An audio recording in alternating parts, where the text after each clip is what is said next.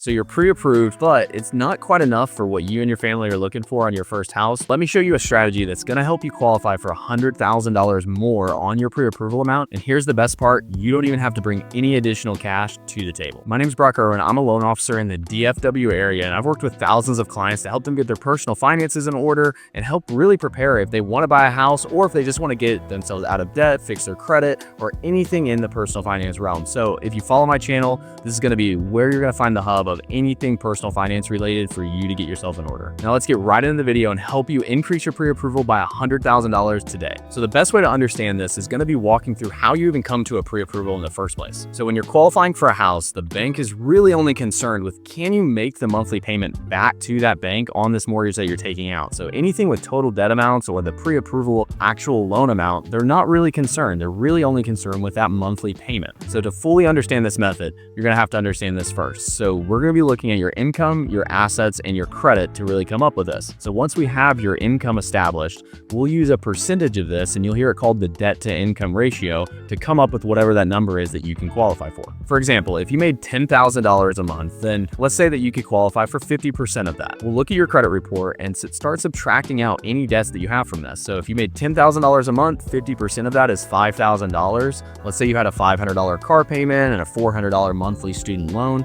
Now you only qualify for $4,100. So when we take this number and we're reviewing you for a pre-approval, your mortgage just has to fit within that $4,100 and then you'll qualify. So like I said at the beginning, it's not the total amount that we're qualifying for. So if someone tells you they're pre-approved for $400,000, they're actually pre-approved for a payment that fits with a $400,000 house. Now, using this information, how do you move around your pre-approval by $100,000? When we're taking that purchase price of a house, we're going to really break down the full monthly payments, your principal and interest, your taxes, your insurance, HOA, mortgage insurance, anything that has to do with a payment that you can have on a house. And we're going to see how much house fits with moving around that monthly payment. So in this scenario, if we took a $400,000 loan and moved it to a $500,000 loan, this is changing your monthly payment on that house by about $650 a month. Now, this is really, really important for us to understand how we're going to move that $100,000 for you. So let's make this real for you. So you and your wife are sitting at home planning out how to buy your house next year or just in the next 6 months. So you're having these conversations and you're saying, what credit cards do we need to open up? Do we want to take that vacation and put it on this 0% interest credit card? Do we want to buy a car? There's a lot of decisions that you're going to make over the time period prior to buying this house. And this is where it's going to be more important for you specifically. So as you're sitting there talking, having this conversation, let's jump back to my first example. So you have $10,000 and $5,000 of that can fit for your housing payment. Let's say, for example, you have anything on your credit report and you're trying to see, do I need to buy a car? Do I need to get a credit card? Or is there anything that I need to finance this year? Here would be my advice for you. So look at the payment that you guys are comfortable for taking on,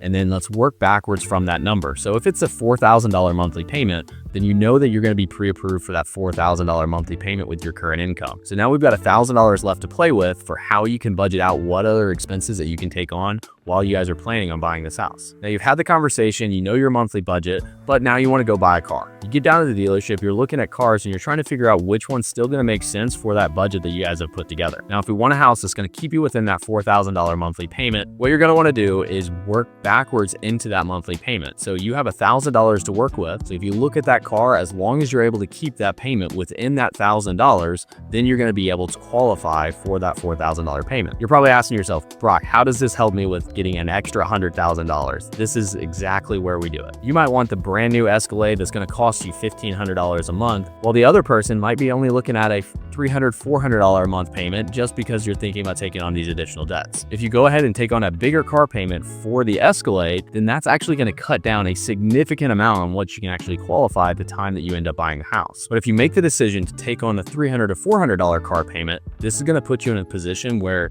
you're going to qualify for way, way more than what you would have if you took on that larger car payment. So let's put these numbers on paper. You have a $1,200 payment versus a $400 payment. This is $800 difference per month for what your overall debt obligations are for getting a mortgage. So what this will do for you, $800 for those monthly payments that you guys had that decision for the car, is going to translate to about $120,000 on that next mortgage that you end up getting pre-approved for. So when you start your home search, this decision alone is going to be the difference between you shopping for a $500,000 house with a pool, or a $400,000 house that may not be in the exact spot that you want to live in. I've had clients go multiple directions and had different time frames of planning this out, but one client specifically really opened up their budget by listening to this and planning out way in advance. So this client, let's call him Matt. We started talking last fall and really planning out on when he was going to buy a house after he proposed to his girlfriend just this spring. They're combining their incomes into one bank account, really going through the full financial planning for what does it look like to be a married couple. So we sat down last fall and really put all of this on paper to really plan out where they wanted to be. Now, with them looking to buy a house in Dallas, the budget was really specific on what they were going to need to really fit their needs. But as they combined things, they didn't really know what they needed to take on over the next year, what expenses were going to come up, and how much cash really needed to be set aside for them to make the purchase for the house that they wanted to take on. And they had a specific area that they wanted to be in so that they could be around their friends. And if they didn't plan this out way in advance, then they would have been in a bad spot because they could have made this major decision that could not only affected the house that they got to choose, but even the whole town that they got to live in altogether. So what we did for Matt was plan this out to exactly the monthly payment he wanted to take on and exactly the car payment that he wanted to take on their next vehicle. Now, fast forward to today, they're engaged, they're happy, and they're actually under contract for a home for exactly the right price that we wanted to go about getting. When Matt purchased that new car, he kept his budget under the payment that we set out back last fall, and now his pre-approval lined up exactly where he needed it to be,